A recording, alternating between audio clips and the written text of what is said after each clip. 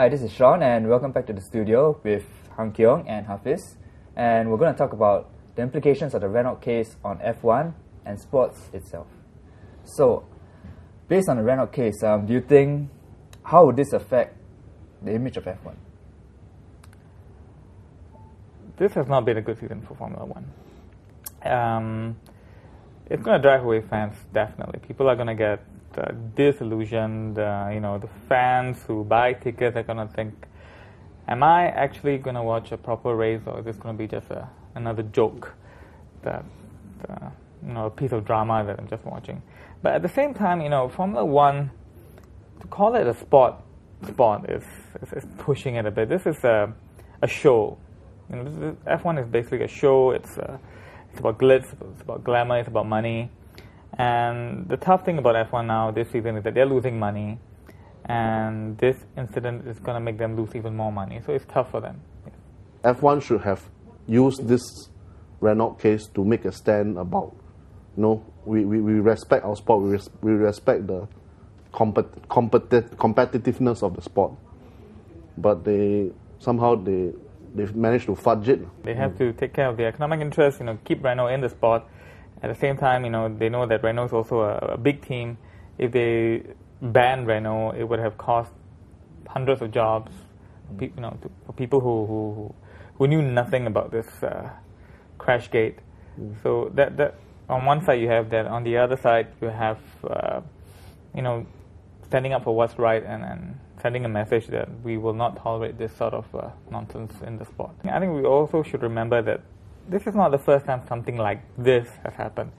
Like I said before, Schumacher has crashed into other drivers to make sure that they don't win the title, and he does. The consequences sometimes have been a bit bad for him. I mean, I think he was disqualified from an entire season once. I think once for this, but in Renault's case, they got away scot-free.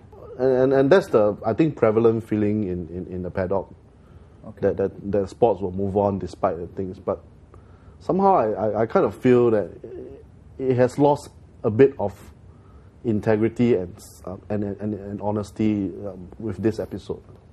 Right. And on that note, I mean, picking up on what you said just now about Adebayo, like nowadays you get a lot of sportsmen who are there's a certain lack of sportsmanship in a way, like maybe perhaps the whole glitz and glam of sports is getting to their heads. What are your views on this with regards to F1 and sports as a whole? I think there's a pressure, on all sportsmen to not only think about the sporting side, but also about the commercial, their image, their team's commercial viability. And I do admit that for a new driver like Nelson Piquet, or a new person who is in the EPL, it might get to their head somehow, that they need to do whatever it takes to win. But and that's a danger that the current professional athletes at the top level they are facing.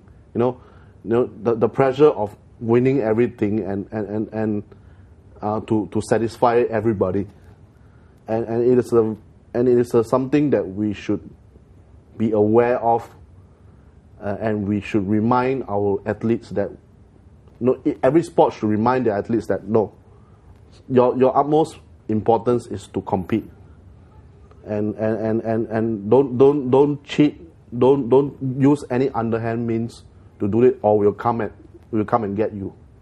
We will punish you. Right, thank you so much, Hafiz and Han Keong.